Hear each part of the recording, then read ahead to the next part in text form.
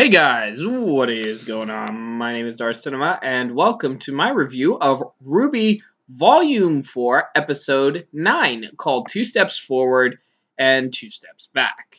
And I think this is a very appropriate title given what we've seen. This is one of the first episodes where we have literally caught up with all four members of Team RWBY and their stories, and we are seeing actually pretty good progression with each one of their developments. So let's not waste any time. Let's jump right into this. So finally we get to see Yang using the arm. We also get our look at Zwei, and Zwei is adorable, as always.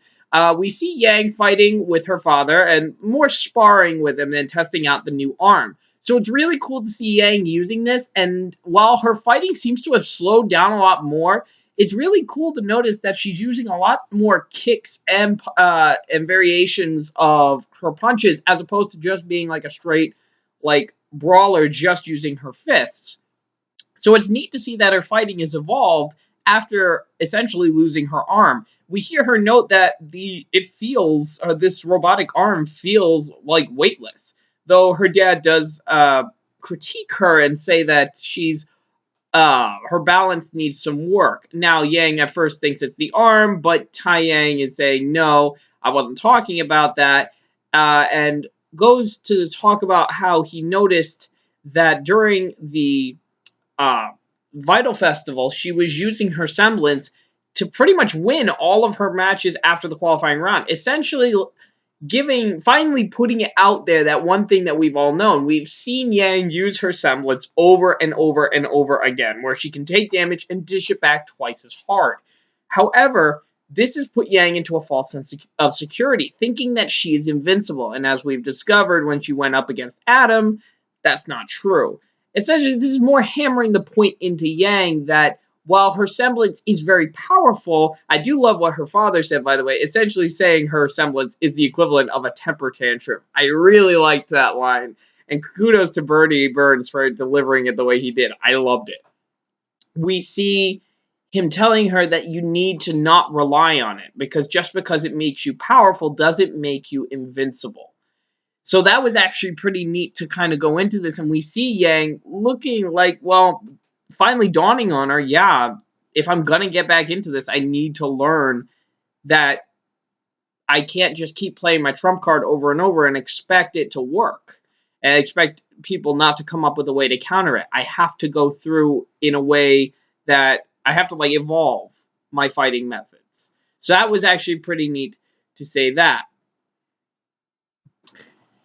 This actually leads us to one of my favorite little bits of dialogue between Taiyang and Yang herself, which was Taiyang noting how much of her mother that Taiyang sees in his daughter, essentially.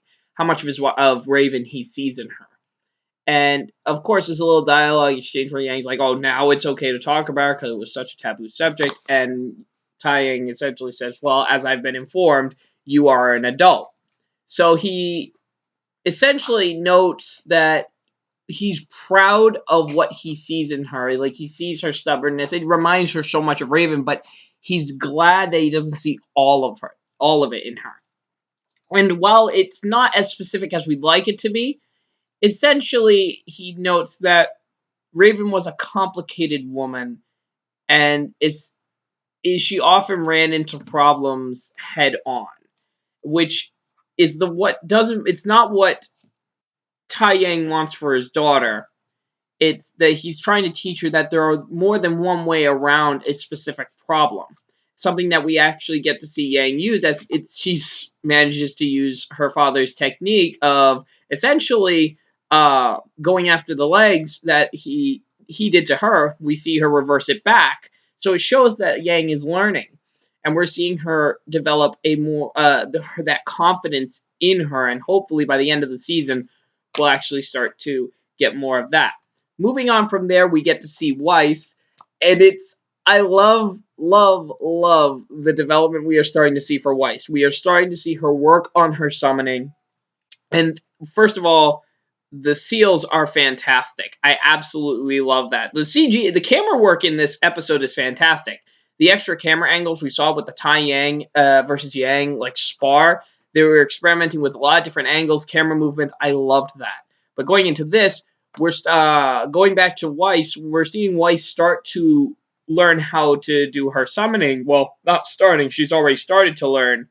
But we started to see them her training actually bear fruit, which in this case we start to see the sword. So a lot of people, we've pretty much confirmed that her summon will be the knight that we saw from the White trailer, which I am so happy because it's amazing. She's interrupted by Whitley, and it's pretty much a conversation of Whitley's going with his mother out of the home. So he asks her if she wants anything since, she's stuck in her room. But Weiss doesn't believe it and pretty much says what is his problem with her, and gets probably a really nice little jab at him, saying that, asking him if he's jealous of Winter and Weiss's abilities. Now, we haven't seen Whitley pretty much brushes this off, saying that he detests fighting. He detests huntsmen pretty much because he finds the fighting barbaric. Why have one huntsman do the problem when you can have an army to solve it as well? That's what the army is for, and that's why they have an army. So, but I do think deep down there is some resentment that he has towards them, because it's obvious. I don't think that Whitley can fight, or not, at least that we have seen or know of, because Weiss seems, the way Weiss talks to him, it seems that he doesn't know how to fight, or he doesn't have any abilities. But after a snarky remark from Whitley, Weiss slams the door in his face and continues on with her summon, and we finally get to see her succeed. I am so happy to see this. After everything she has been through, Weiss finally manages to summon up and manage a perfect summons of the knight. Now, the knight looks a little bit smaller than it did during the White trailer, and it makes me wonder, is the summons going to grow in size, or is it going to stay as it is? We don't really know that. But essentially the force of the summons shatters the windows. It knocks books and stuff to the ground, and her butler opens the door, asks if she's all right, and then Weiss smiles. We finally pull back and we see the knight kneel in front of Weiss, and it is amazing to watch. I absolutely love it. She asked her butler if he could do her a favor, and we see him just kind of smile, or his face sets into like, yeah, I'm gonna help you. Then we immediately cut to Menagerie, where we see Blake and Sun following the White Fang ninja. Now, this was actually pretty cool, because one of the things I really like about RWBY Volume 4, we are now getting introduced to new types of faunus, and I love that. We got introduced to Tyrion with his scorpion tail. That was a reveal I didn't see coming. I thought that was pretty awesome. But this reveal, I'd actually almost better, because we're finally seeing what I would consider to be a chameleon faunus. We see like one that's a shapeshifter. The weapon's actually pretty cool too. It looks like it's a gun, but it's or a sword, but it's also like a dust imbued whip, like a metal whip.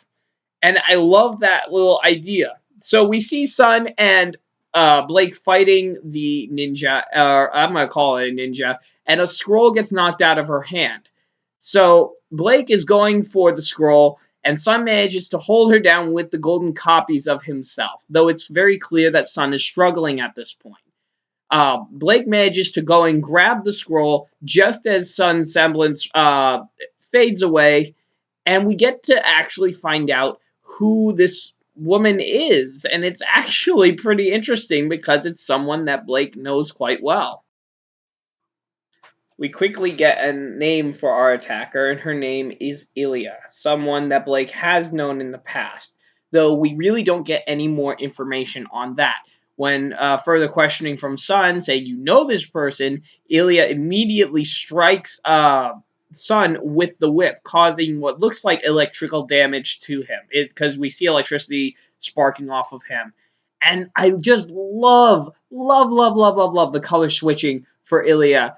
And all we get is Ilia saying to Blake, you shouldn't have come back, before she vanishes in like a puff of smoke, further signifying that I'm going to call her Ilia the ninja. Though Blake runs over to Sun, and we see that Sun is bleeding, very almost unresponsive at this point, and Blake's calling for help. I think Sun is safe, but this is going to branch over into another thing that I might make a separate video on this, or I'm just going to add it to the end of this. So, but we'll talk after this next segment. So the next segment that we go into is picking up immediately after the last episode with Team Ranger carrying on through the forest, and you have Ruby and John carrying Crow on a stretcher, while Ren and Nora are staying lookout at this point. This leads them to a fork in the road, with Mistral going on a path through the mountains, and a pretty much destroyed town years ago by the Grimm, and it really sets up probably one of the most it's a confusing moment for me, because I really don't know. You have Kuroyuri, the name of the village that may have the supplies they need to rescue Crow, but then you also need to have the way they need to go in Mistral, and that's a way that will be faster, and they don't have the time to go get those supplies, which leads us to a very, very interesting dilemma. So while they're talking, there is a very interesting part that happens where Ren kind of snaps at the group. We see him be far more just kind of short-tempered with them, and it's very unlike Ren, considering that he was a more easygoing person. You can tell in his body language, very tense, fists clenched and everything, which makes me wonder, is Kuroyuri one of his village? Was that the village he came from? Because that would explain why he has no reason, like no desire to go there. But then why would he be willing to jeopardize the health of Crow? So this leads to one of the most worrying moments for me. It's the Team Ranger essentially decides to split up. Nora and Rem will go to Mistral through the mountains, while Jean and Ruby carry Crow to Kuroyuri, and try to find any supplies they can in order to help him. Guys, I have a very bad feeling something's going to happen to Ren and Nora. I have a gut feeling. When I look back, when I take a step back and I look at this, I have to look at each character and what have we learned about them and what can they contribute to the story. Because the way that the episode ends, it's Ruby saying like, oh, they'll be all right, and all Jean says is, you don't know that. Is the finality of how they left makes me worry that we may not see them alive again. But when I look at this, I mean, we really didn't learn that much more about Ren and Nora, unless Kuroyuri is where they grew up, and in which case we'll probably find out in the next episode. But I just got a bad feeling. I don't want him to die. I don't want any of these characters to die, but I have a feeling that by the end of this volume, one character will die. And to kind of add one more stab to the heart, camera pulls back on their footprints, showing a quite large hoof print in the ground. Obviously by something that ain't human whatsoever. Again, very much like the last episode, this is meant to be a far more this is a slower paced episode than, not as slow as a much needed talk, but it wasn't like rapid fire action moments like last time. This time we're actually getting a nice mixture of action with the spar between Tai Yang and Yang, and then you have the fight with Ilia versus Blake and Sun. We're seeing a mixture of that action, plus we're seeing some actual good conversation between and slow moments with Team Ranger and Weiss. And just every single thing has very good character development. And I love it. Now, I want you guys to let me know in the comments below, if there is a character who is going to die this season, who do you think it's going to be, and why? Because there are quite a few people, as of this episode, that could be on the chopping block. We can look at Crow, who's poisoned, though I think that Raven is going to come help, because Raven has been kind of shadowing Crow during this whole time, and during a much needed talk we did see Raven in her bird form on the tree, so we don't know whether or not she's going to help, but I have a feeling Crow, his contribution to the story isn't done yet, so I don't think he's going to die. However, that I could be totally wrong. I'm like totally in theory crafting here. I have no idea who's going to die. We look at Sun. Sun is currently injured, though I don't think it's going to be anything life-threatening. I think they're going to keep him around some more. And we also have Ren and Nora, which, with them separated, I don't know if we're going to focus on them. I think the focus will be more on RWBY and Jean, which makes me extremely worried that we're not going to see Ren and Nora for a few episodes, and their fate could be up in the air. Though, the only thing that kind of makes me breathe a sigh of relief here is that Salem's focus is finding RWBY, first and foremost. And it makes me wonder, are they just going to ignore Ren and Nora altogether and just focus on finding her? That's probably the safest bet. But let me know what you guys think in the comments below. As always, my name is Darth Cinema. Please, if you like the video, feel free to leave a like, comment, and subscribe for more content. I will be doing RWBY reviews up until the end of the volume. And then I will be covering a couple other cool anime series and films. I had actually just gotten my ticket for Sword Art Online Ordinal Scale, and I will be seeing that on March 9th. So that's going to be pretty awesome. It's a one-night only release, so thank you to Fathom Events for that. And other than that, let me know what you think in the comments below. Leave a like, subscribe for more, and I will see you guys in my next video. Take care, and have a good night.